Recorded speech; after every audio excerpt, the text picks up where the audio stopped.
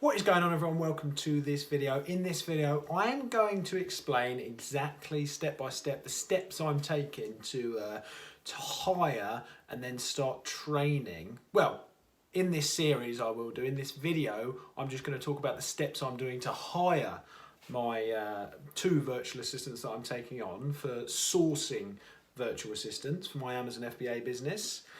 And then in the next videos to come, I'm going to talk about the actual training of it. So now, just as a bit of a disclaimer, I have hired about 4 VAs before, but it's a bit of a horror story. So it was when I was starting on Amazon about a year ago. I did try and hire sourcing VAs before, and I'm going to be completely honest, it didn't go to plan. It did not go down well. And I think the main reason for that, although I had some mild success with some good candidates, I had a few issues, and the issues I had were mainly because of the pandemic, the coronavirus. If you're watching it in this time, whenever you're watching this, that struck, if you like, in March, at the same time I hired them. So, oh goodness gracious, it's too hot, isn't it? So that was the issue there, and I'm hoping that's the main reason, because as I said, I almost had some great luck with one person. The reason she told me she left, even though she was doing fantastic, was because her eyes were struggling with the stuff. And I think what it was the pressure was up because it was the coronavirus, and it was really hard to find deals. A lot of places were out of stock and supermarkets. So basically, it should be a lot easier this time. So although it wasn't successful for me last time, I'm still going to document my journey this time, and hopefully we're going to have a lot more success this time around. So step one, let me just go into exactly what I'm doing. So step one, I'm going to jobs.Ph. Okay, so jobs.Ph. And this is where I'm actually finding the VAs. Okay, so this is what I'm doing. I'm creating an advert to start with.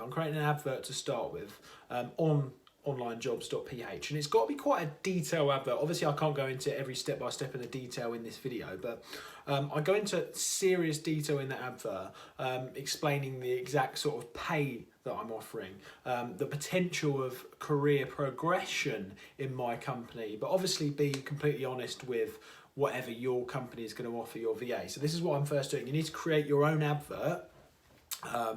And if you're in my Facebook community, I might. It's tricky to show because we don't want everyone to have the same advert, so I probably won't show my advert, but I can give you some sort of guidance on what I've got in my one. If you're in my Facebook community, so it's completely free. There's loads of great people in there if you want to join that. Amazon FBA Journeys live. So what I first do is get that advert out. So you want to get the initial advert out, detailing, very detailed advert. And then you want to put the step-by-steps of exactly how they apply for the job. Now, in my advert, I've got, I'm perfect for this job. And they've got to write that title in the job description, okay? Now, don't do that, because obviously that's just mine, but make your own something up.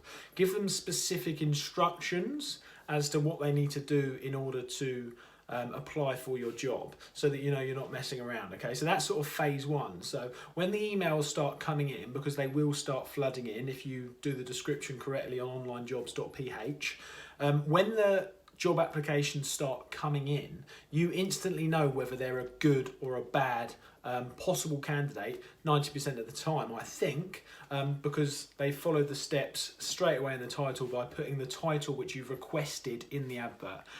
Not only that, you need to ask them some questions in that first advert just to sort of pre-qualify them. Now, this does a couple of things. Now, the main thing it does is it cuts out any people that you don't want applying for the job. Anyone that's just copy and pasted some sort of blur, or not read the description, not put in the time to actually explain in detail and answer the questions, obviously you know, not that they're bad people, but they're just doing hundreds and hundreds of job applications. If someone's gone out of their way, taking their time for 10 minutes to I actually had a guy that did a video yesterday for me, specifically for me. So if you know that someone has gone out their way to answer the specific questions that you've asked them to do, then you know that they could be possibly a really good candidate. Okay, so that's phase one. You need to then assess the applications that come in. I've got an annoying squeaking noise going on here. What is it? Let's have a look. Don't know what that is. Anyway, so that's phase one. So what I do is, that's phase one for me, but then I've created a separate email for my staff email, if you like, for the VAs, for all applicants to come through. I've just put staff at the end of one of my Gmails. It's free to create a new account, obviously. And then what else I've done is then created a phase two label in my emails. And everyone that pre-qualifies and actually answers the specific questions that I've asked in that initial email, I then put that in the phase two folder, okay? And give that a few hours, 48 hours, 78 hours, whatever, for all the applicants to come through, right? I think I get about 35, usually 45, every post I put out, so that's great. You then need to send, once they're in the phase two section, you then need to send a second, you need to decide who goes into phase two. And then you need to send them an email explaining it's basically explaining, it's a non-official interview. It's a phase of the interview, and you can let them know that or not. You then need to ask them further questions that you need to know about them, maybe test them somewhat in a further email. So say if 35 have applied and 15 or 20 people have done it correctly with the description that you originally asked in your original ad, you then have another folder in your emails, 15, 20 people, who knows. And they've pre-qualified to phase two. You then need to send them all a generic email and ask them further questions, okay? Then, once you hear back from them, a few people are going to keep dropping off in this phase, by the way, but once you've heard back from them, you can then create a third folder, which is called the final interview phase folder. And then say if you get 12 people that actually go out their way to bother to answer them questions that you've pre-qualified them on once again, almost a non-official interview, you can put the final candidates, which have been filtered through to be the better ones. Maybe you'll have 12 or 8 left over. I think I've got about 12, which is what I'm doing at the moment, in the final phase 3 folder. And once they're in the final phase 3 folder, obviously you can't really interview 12, 15 people. You can if you want, but I'm not going to. You then need to decide who's answered the questions best out of that folder, and then do an interview with them. Get them on the interview.